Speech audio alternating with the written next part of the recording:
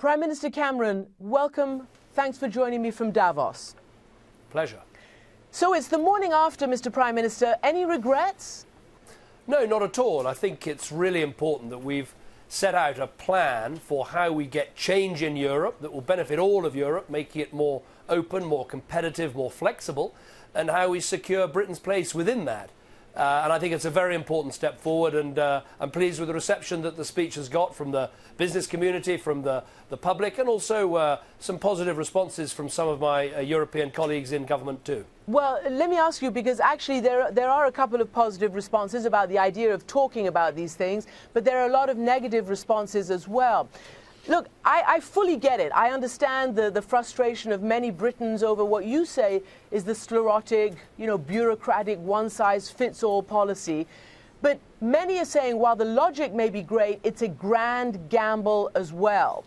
How are you going to convince your European partners that they will work with you?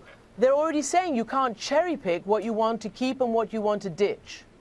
Well, first of all, I'd say that I think the greatest gamble for Britain would be to sit back and do nothing. The fact is the European Union is changing because over half the members have the single currency and just under half, including us, aren't members of the euro, and we're not going to join the euro. This change is underway, and the debate about Britain's place in Europe is also underway. Much better, in my view, to step forward, to shape that debate, to shape the future in Europe, rather than to sit back with the danger that then Britain could drift towards the exit. So I think that's the first thing I would say.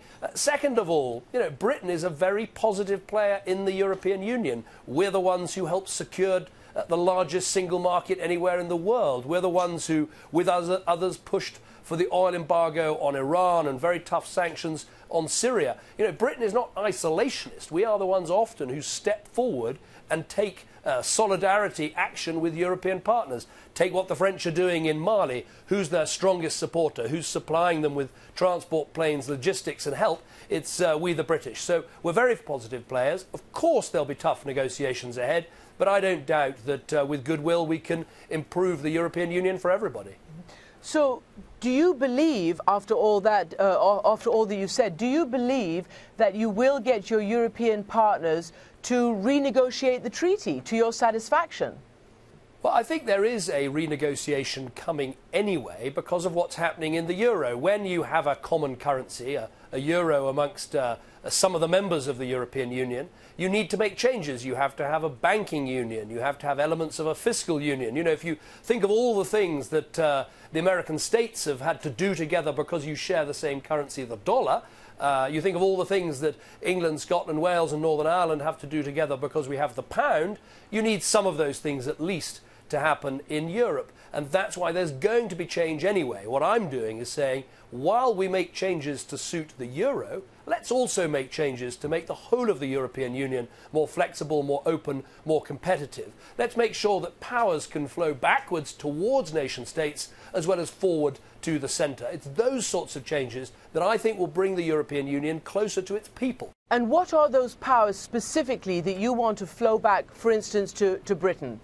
Well, what we've said is we think there's a whole range of areas where the European Union has legislated too often and gone too far, covering areas like social and employment legislation, environmental legislation, a whole series of areas. I mean, just one example, the hours that hospital doctors work in Britain is, gets dictated sometimes by rules passed in Brussels. Now, that really isn't necessary in an open, flexible, competitive Europe. We're not putting a list of demands on the table and saying we'll storm off if we don't get them. What we're saying is we should in Europe have changes that will benefit all of the countries of the European Union, but which at the same time will, I think, make Britain more comfortable with her place in the European Union. Prime Minister, you say you're not going to storm out of the Union necessarily, but you have raised this issue of the referendum.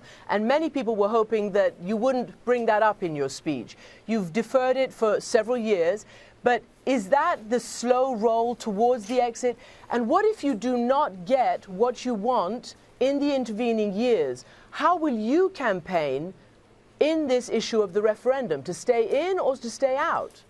Well, I think the referendum is vital because in the end we should have the consent of the people for what we do. We should trust the people. Now, I believe we'll secure the changes that we need, and that I will be able to recommend to the British people that we vote to stay in the European Union. That is what I want to do. That's the fight that I want to have. But I think we have to rewind a little and ask ourselves, why are we in this position? And the fact is, the development of Europe over the previous years and decades, we have had treaty after treaty, often when the British people were offered a referendum and then it never actually happened. And this is one of the things that's led to the disaffection about Europe. So I think the act of holding a referendum after we've had this renegotiation is the right thing to do. In the end, you need the consent for your people, for the path you want to take your country in. A lot of your speech, certainly the last third of it, was acknowledging the risks and saying that, you know, the question we have to ask ourselves is this the very best future for our country, getting out of the EU? You spoke about Britain's weight on the international stage. You talked about how the British have become used to business and employment and the sort of connections with the rest of the world. Is that not all at risk if you come out of the EU, if the referendum doesn't pass? Well, I think Britain would be better off in a reformed European Union, but I think the right approach is to seek that reform and then hold that referendum. Look, I think we should have, as I've said, an honest debate. People shouldn't overestimate the arguments on either side, but clearly there are important benefits from belonging to a single market, the freedom to travel and to live in different parts of Europe. These are all benefits. But we've also got to address some of the downsides that have grown up in recent years. Too much cost, too much rigidity, too much of the European Union interfering into parts of national life where it really shouldn't go. Now, if we can address those issues, and I believe that we can, I think the British people will be much more comfortable with their position in the European Union. But that, as I said, I think the biggest risk for Britain would be to sit back and do nothing. As you know, Prime Minister, your best and staunchest friends here in the United States, some of your best neighbouring friends, for instance, in Ireland, are very, very worried. Even the head of the CBI, the Confederation of British Industries, are worried about the impact in all sorts of ways. One of your predecessors, Prime Minister Tony Blair, the former Prime Minister, said today it reminds him of the Blazing Saddles Mel Brooks comedy in which the sheriff put the gun to his head and said, if you don't do what I want, I'll blow my brains out. You're just going to have to watch out, he said, that one of the 26 doesn't say, well, go ahead. Do you acknowledge this huge risk and this gamble that you're taking? Well, as I say, I think the risk lies in doing nothing. And what I'd say to Tony Blair, of course, who was, Prime Minister for 10 years in Britain, part of the problem is that we had the Amsterdam Treaty, the Nice Treaty, then the Lisbon Treaty, and at no stage was the British public consulted in a referendum, even though in other countries on occasion there were referenda. And Tony Blair made it worse in many ways by promising a referendum on the European Constitution that then became the Lisbon Treaty, and then withdrawing that promise while he was in government. And finally, Prime Minister, do you think you'll be remembered as the Prime Minister who led Britain out of the EU or who managed to keep it in the EU?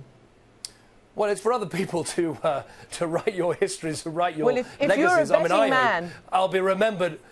Well, I hope I'll be remembered as someone who did everything they could to get the British economy back on track, to strengthen Britain's society and Britain's place in the world, and to secure Britain's place in a reformed European Union. I think that is what I want to achieve. There are obviously a huge amount of work in the years ahead, but I feel very confident and positive that having set out a plan, having explained to the world, to our European partners, to the British people, to British business, everyone can see there is a plan to change Europe for the better and to secure Britain's place in it. And to those who disagree, I would just say, you can't attack a plan if you've got nothing to attack it with. This is the right way forward for Britain. It's in our national interest. It's also in Europe's interest too. Prime Minister David Cameron, thank you so much for joining me. Thank you.